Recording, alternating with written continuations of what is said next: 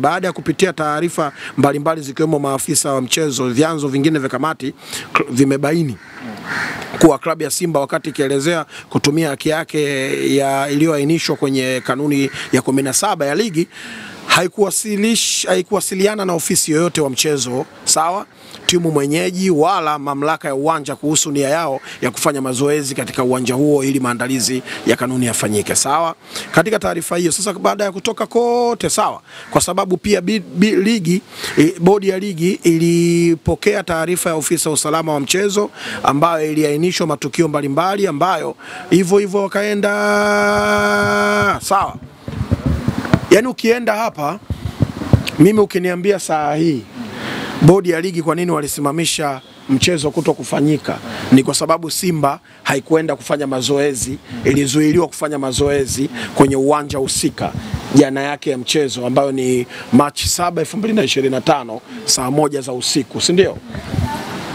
Sababu ya kuto kucheza mechi ni ipi? Wamezuiliwa kufanya mazoezi. Walimtaarifu nani wataenda kufanya mazoezi? Bodi ya ligi haina taarifa hiyo. Klabu husika ambao ni wenyeji Yanga Afrika haina taarifa hiyo. Wenyeji au wamiliki wa uwanja, management ya uwanja haina taarifa hiyo. Kwa wahusika watatu wanaohusika na mchezo, taarifa ya Simba kwenda jana yake kufanya mazoezi usiku hawana taarifa hiyo. Lakini bodi ikaamua mchezo ufanyaje? Uhairishwe.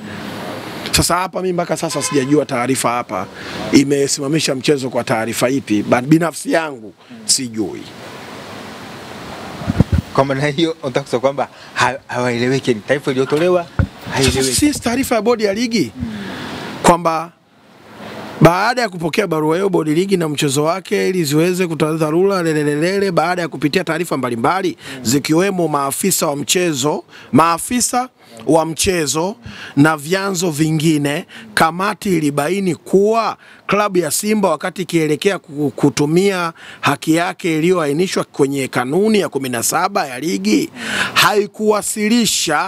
haikuwasiliana na ofisa yeyote wa mchezo, yani wasimamizi wa mchezo ambao walikuwa washatangazwa kwenye orodha ile ya kina Harajiga, sawa. Hawakuwasilisha pia kwa timu mwenyeji ambao ni Yanga Afrika wala mamlaka ya uwanja kuhusu nia yao ya kufanya mazoezi katika uwanja huo ili maandalizi ya kikanuni yafanyike.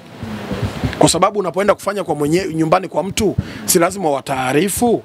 Yes, leo ni Krismasi au leo ni harusi, nimeleta kadi ya mwaliko, maana yake lazima bwana mimi nitahudhuria au la. Yule mwenye harusi anasema jamani, natarajia kuwa na wageni 5,000 na kutarajia kuwa na wageni 2,000 au 150 au 100. Kwa hiyo jamani, karibuni sana 1 2 3. Ukifika pale tunagonga hodi, bwana huyu bwana alitoa taarifa na kadi anayo, karibu sana. Kiutaratibu. Niko sahihi brother? Sasa wewe hujawasiliana na mtu yoyote, huna kadi ya mwaliko. Yes, kanuni inakutaka uende kusherehekea sherehe. Umealikwa, umetoa taarifa nitakuja kwa dharura. Uwezo tu kutoka unapoenda uende kwa nyumbani kwa mtu ili ya kuandalia mazingira ya kikanuni, wasimamizi wa mchezo wawepo. Pale ni nyumbani kwa mtu. Je, Simba walijuaje huo muda kama Yanga wanafanya mazoezi saa 1?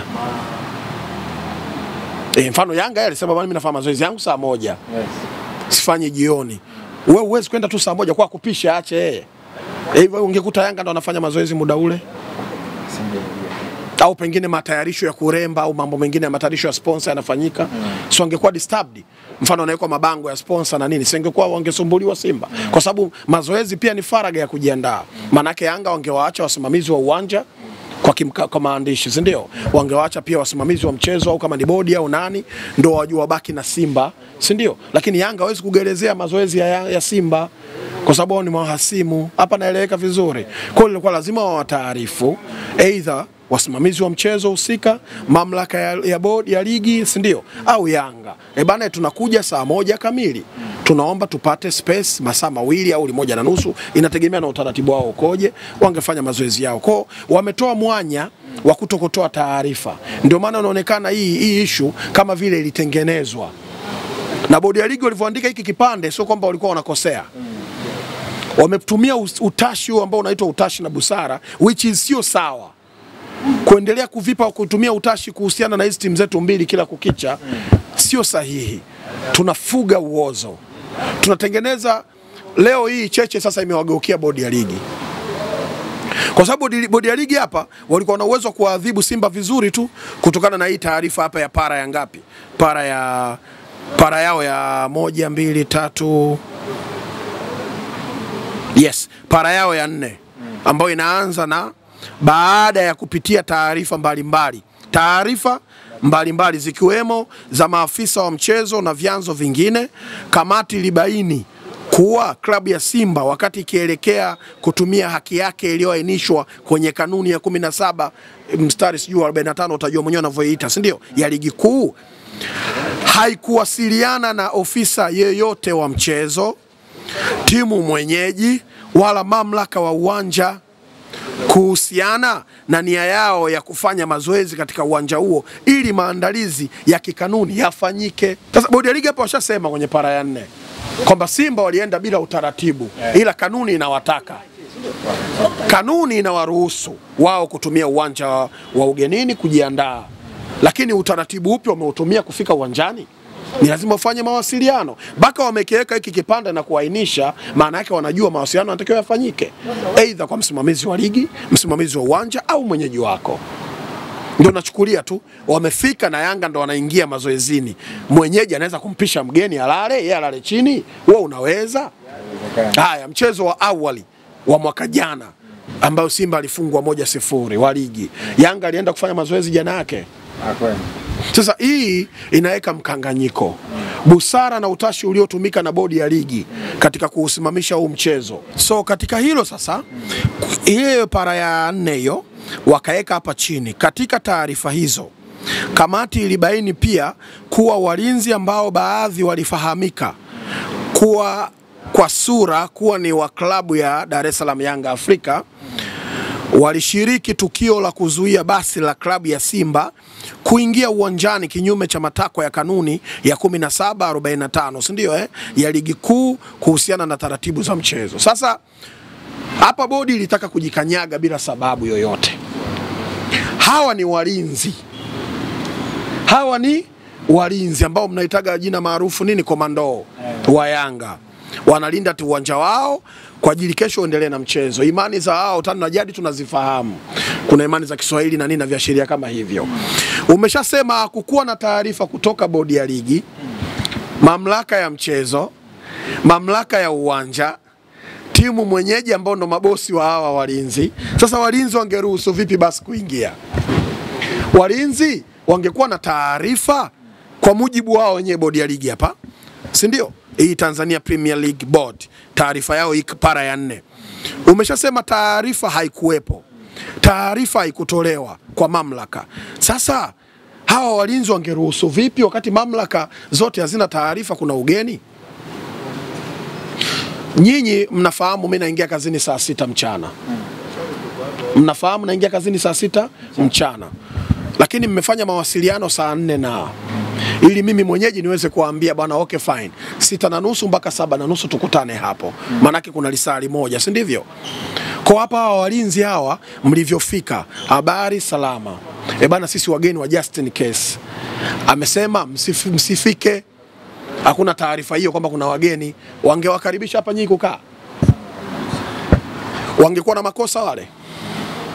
Lakini ingekuwa tayari nyinyi mmenipa taarifa na wale nimewataarifu, alafu wale wakawakataza kukaa hapa, kosa ndo lingekuwa langu mimi na hawa.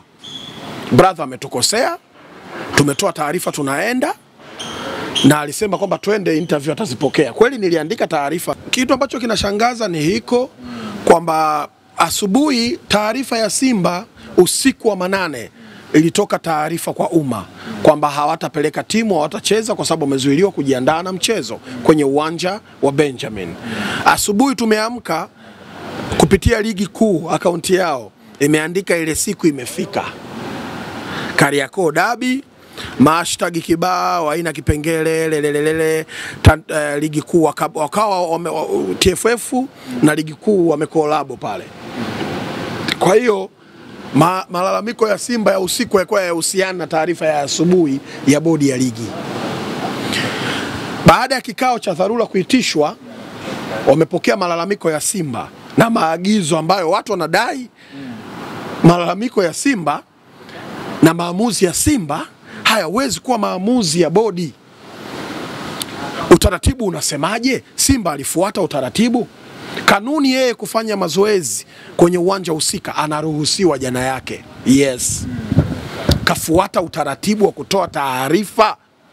Mimi nimekuulizeni hapa swali dogo tu. Wangekuta ndio Yanga na wao wanaanza mazoezi saa 1, ingekuwaje? Wamewapa taarifa wenyeji Yanga, taarifa wenye uwanja, taarifa wenye mamlaka wa ligi, wenyewe wamekiri hapa taarifa hiyo hawakupokea. Sasa walinzi wangeruhusu vipi? Hili bodi ya ligi, kaka yangu Almas, na kuheshimu na unajua ndugu yangu Boimanda ni watu wonderful kwenye nchi hii kwenye mpira. Lakini kwenye hili pa kukwepea hakuna. Yani mimi sikai sijui Yanga yuko sahihi, angepigwa rungu lake kumkatalia mwenzie kujiandaa, na kanuni zipo, vipengele vipo, si ndio? Vingesomwa angepigwa rungu lake.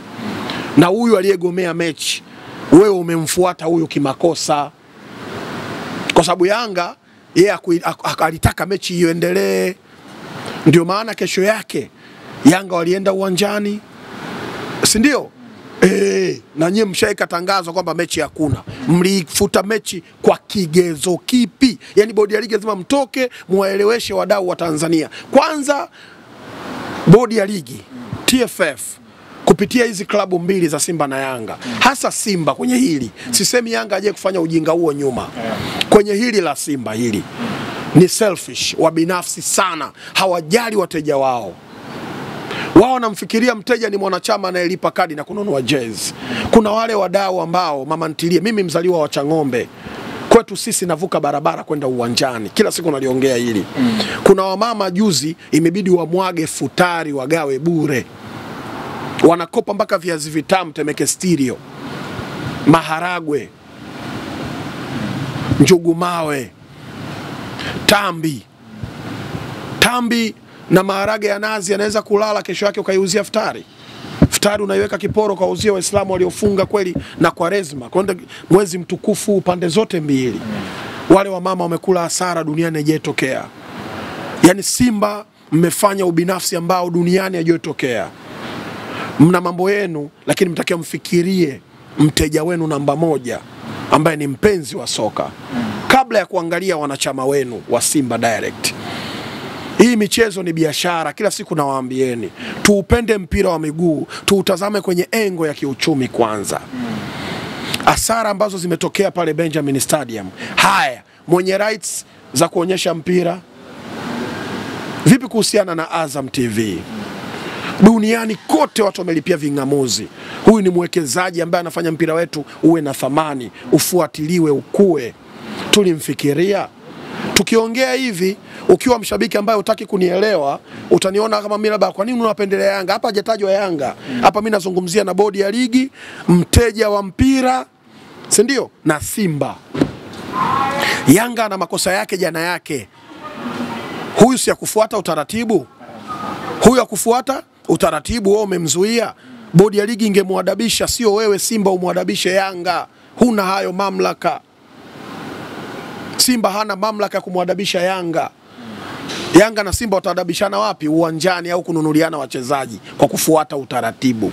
Tufuate nini? Utaratibu. Kwangu mimi kwenye hili Simba amekosea big time. Bodi ya ligi ni yani bodi, sina kauli nzito mimi, unanijua sinaga mambo hayo, ila kwenye hili bodi ya ligi imeonyesha udhaifu mkubwa sana ambao hakuna anayeweza kuwaelewa. Yani mtoe maelezo yapi?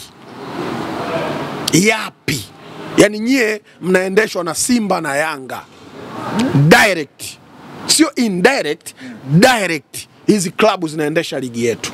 Ongera sana kaka yangu Zaka Zakazi, umepiga kelele sana kuhusu hili. Sifanyi hivi. Mmeshindwa, kaka yangu Kasongo, mmeshindwa. Yani sijui mimi, labda pengine uwezo wangu wa kuelewa ni mdogo, kuna watu watakuelewa. Huna big time. Big time. Yani uwajibikaji ndio huu sasa.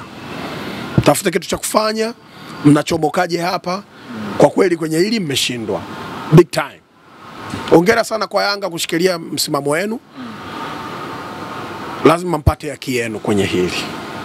Na pengine lakini kuna baadhi ya wadau wanasema Simba na Yanga ni kama wameikalia kichwani nini? Bodi. Unaweza kama ukweli wote. Unakwepaje kukubali hilo? Unakwepaje kukubali hilo? Yule mmoja kamzuia mwenzie, vigezo vyake, taarifa kulikuwa hakuna. Big time. Umekuja na mabasi mawili, sijui moja lina waganga, hayo tunasema hayana msingi. Kwa mujibu wa bodi ya ligi, sio Yanga. Kwa mujibu wa bodi ya ligi, taarifa kwamba Simba wataenda kufanya mazoezi haikuwepo. Kanuni inawataka. Big time. Kwa pale Yanga angehukumiwa na kanuni. Lakini ukija kwenye utaratibu unaofuatiwa, unaotakiwa kufuatwa, Simba alitumia utaratibu kwenda uwanjani? Hapana. Kanuni inamtaka, yes. Utaratibu lazima taarifa iwepo kwa wenyeji, mwenye uwanja au mamlaka ya ligi. Alafu si Yanga angekataa, ndio angekutwa na rungu lake.